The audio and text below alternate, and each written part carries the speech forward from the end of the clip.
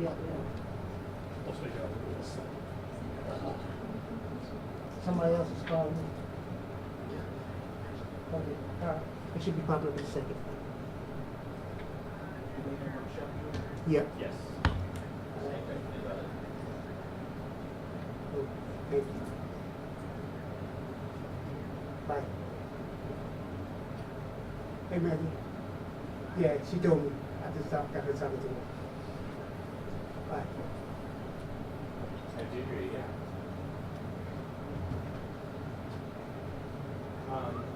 They haven't said time, but everyone's read it. Yeah. As far as I know, I don't know exactly.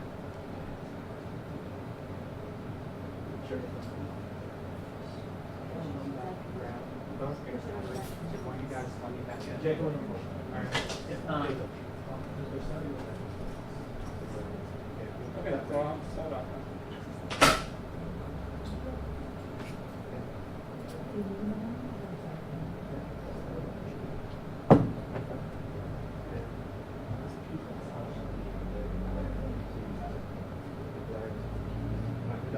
Will you be showing stills or video or both? Hey, what's up? Are you serious? Afterwards, we'll make sure that you have enough points to get whatever's decision.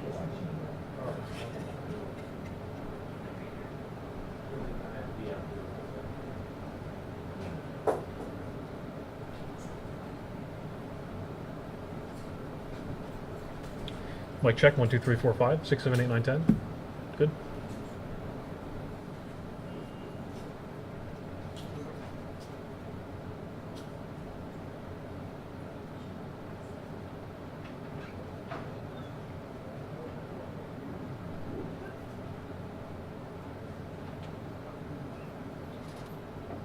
Good.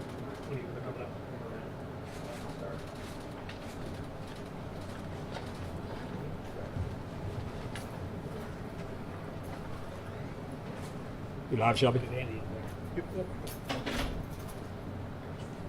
All right, everyone. Good evening. I just want to apologize for the rescheduling. We had a lead come in at 3 o'clock that we needed to run down before we did this press conference. As of right now, that lead hasn't panned out for us, but we're still out there investigating it. So that's why we had to postpone this press conference. So first off, I just want to start off by saying thank you for coming out tonight. I am Colonel William Davis, Chief Deputy of the Harford County Sheriff's Office. I know this briefing comes in late in the day, but last night we received critical pieces of information, and our detectives have been working throughout the night and today running down our new leads. Once the new evidence came to light, Sheriff Gaylor was adamant that we needed to inform our community as soon as possible, and that's why we're here tonight. As you know, since Saturday, August 5th, 12 days ago, the Harford County Sheriff's Office has been working around the clock to get justice for Rachel Morin and hopefully bring peace to her family. Since that first day, over 300 community tips have flooded our inboxes and emails. Her death has grabbed local, state, national, and international headlines, everyone with the same goal: find the killer and bring justice to Rachel. DNA evidence is part of nearly every modern-day investigation, and in Rachel's case, DNA evidence was collected by our Forensic Services Unit. That DNA was analyzed by the Maryland State Police, and it was ran through the National CODIS system. This DNA evidence has come back as a match, tied to a home invasion and an assault of a young girl in Los Angeles this past March. Unfortunately, that suspect has not been positively identified, but he did leave behind his DNA. Based on the DNA evidence, we consider the individual in the video we obtained from the Los Angeles Police Department and that we are about to show you on our TV screens to be the person that murdered Rachel Morin on August 5th. So we're now going to show the video. And just so everyone's aware, this video, after this press conference, this video will be posted on our social media.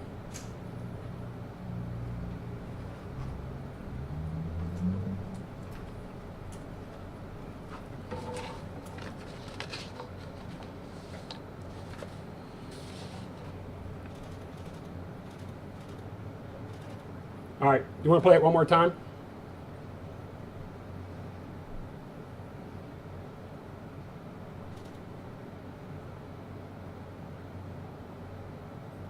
Okay. When you're ready, we're going to post it on our social media. Based on our analysis of this video and witness observations, we believe the suspect to be approximately 5'9", 160 pounds, and of Hispanic descent. If you have any information about this suspect, we are asking you to please call our detectives at our tip line. And the tip line number is 410-836-7788. And we've also established a dedicated tip email address, and that email address is rmtips@harfordsheriff.org. Again, that's RM, as in Rachel Morin, tips at harfordsheriff.org. We want to make it clear that we believe the suspect acted alone, and he doesn't represent the entire Hispanic community of Harford County, who we are now partnering with to identify this suspect. I know I can speak for the sheriff when I say we are immensely proud of this community. Our community will not be defined by this tragedy. Our community is one that will work together to get the job done and bring this suspect to justice. In the meantime, in the light of this new evidence, I urge our citizens to use caution while walking on our trails and throughout our community. Be alert, walk with a friend, don't allow yourself to be distracted by your cell phone or headphones. And finally, if you see something that makes you feel uncomfortable or that you think is suspicious, act on those instincts and call 911. And lastly, we will continue our increased presence on the Mile and Pod Trail. And now I'll open it up to questions. Colonel, do you have any other details on what happened in Los Angeles, exactly where, or you know, anything about what this person did there?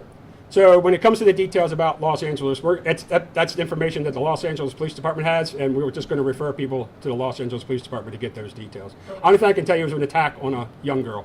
Any word about a possible motive? Like, was Rachel missing any money or anything like that? So we are not going to talk about the crime scene at this time because, as I've said in previous interviews, we don't want to talk about the crime scene or what happened at the crime scene because once we catch this person, we want to make sure we got the right person, and the only people that know what happened at that crime scene when we catch the person is us and that suspect.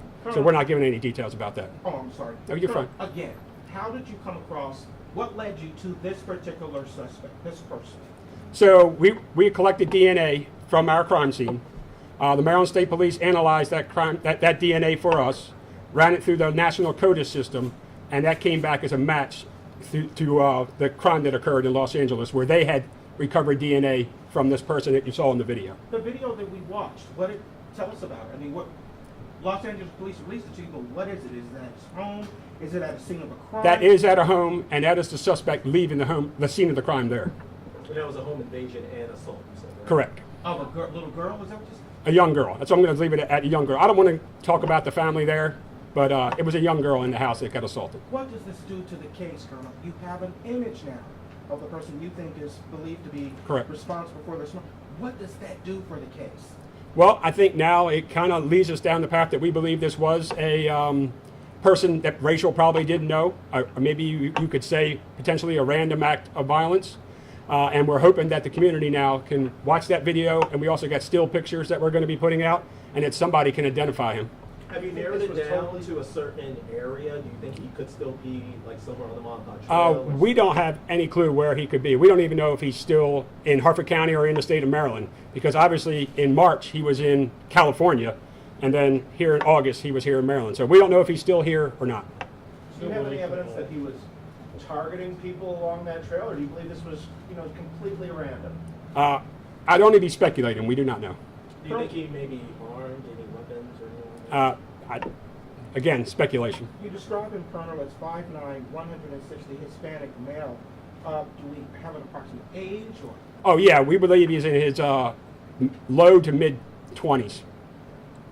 Do you know do you have a date for when the Los Angeles invasion happened? I'm just going to put out that it was in March. The Los Angeles Police Department knows that we're doing this press conference, so if you called them, they would probably be able to give you that information. How rare is this to have a DNA hit from the other side of the country? And you talk about that whole process, and and how that worked?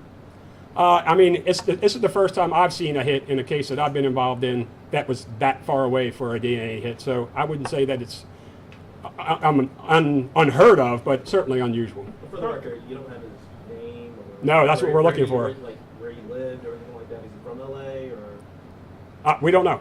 We know nothing more about him other than he was in LA and committed that crime in March, and he was here in August and is the murderer, we believe to be the murderer of Rachel Morin. To follow up on that question, you identified him through DNA evidence through this database. So there's no name associated with No. that? No. There's no name associated because it's just evidence from a crime that was submitted.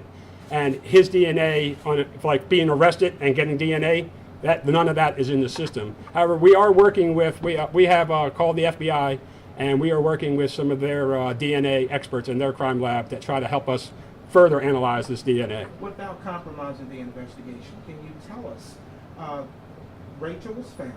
Correct. And it was determined that it was a homicide. Correct. Was it a trauma? Was she beaten? What was the nature of the All homicide? we've said so far, and I think we're going to leave it at that, is that it was a violent attack. What's your message No to- relationship at all between Rachel and the suspect. Well, again, we just got this information last night. Not that we have been able to determine yet that we don't know of any relationship or that they were known to each other before this incident. So I can't really say, but right now, no. Obviously, you know, this is, well, it already has the community on the edge. Right now. Absolutely. You have somebody out here who just murdered someone. What's your message to the community? Obviously, people are scared, you know, out here. Yeah, we want our community to be vigilant. Obviously, the Mom Pa Trail has been opened since the day after Rachel was discovered. We have a very large amount of deployment on the Mom Pa Trail. We are going to continue that deployment until either this person is caught or we believe he's not in the area anymore. But our plan is to be vigilant for our community. Our community has been just tremendous with the support they give us and trying to figure out what's going on and calling in tips. And we're hoping that maybe even people from LA will see this interview and see that this person committed that crime there, and maybe somebody knows him. We believe and we hope that somebody who actually knows this suspect that's in the video will be able to identify him for us. Forgive me if you said this. Are you revealing where the DNA was found? No. Was it under fingernails? No, or we're not. something? We're not going to reveal that. That video was from Los Angeles. That video is from after the assault. Yep, that is the suspect leaving the assault that occurred in March in Los Angeles. Doorbell camera, right? I mean, Or home security camera. yes. All right. Any other questions? All right. Well, thank you very much. Thank you, Colonel. All right. That's it.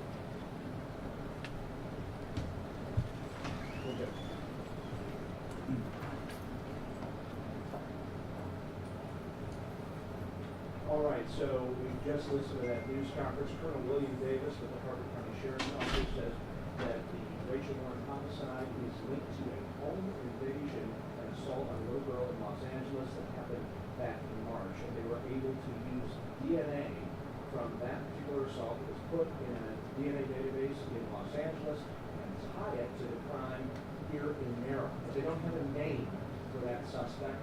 You just watched this video that we showed you that they had released from a security camera from that home invasion, but that is it. So they are looking for help in this. They have not made an arrest. Again, we don't know if Rachel Morin was specifically targeted or this was at random, but this suspect was tied to a violent crime in Los Angeles, and they're hoping that once this gets out nationally, again, the case has gotten international attention, that more and more people will see this and be able to identify this person and get him off the streets.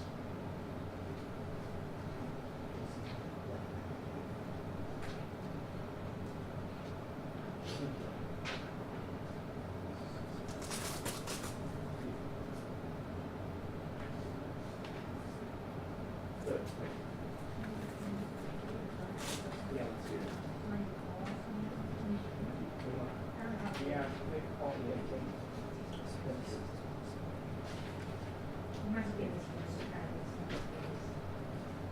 I can play the video again.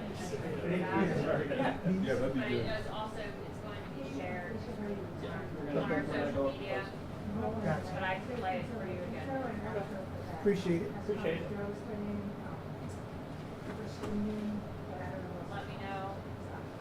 good When you're ready. Whenever you're ready, thank you.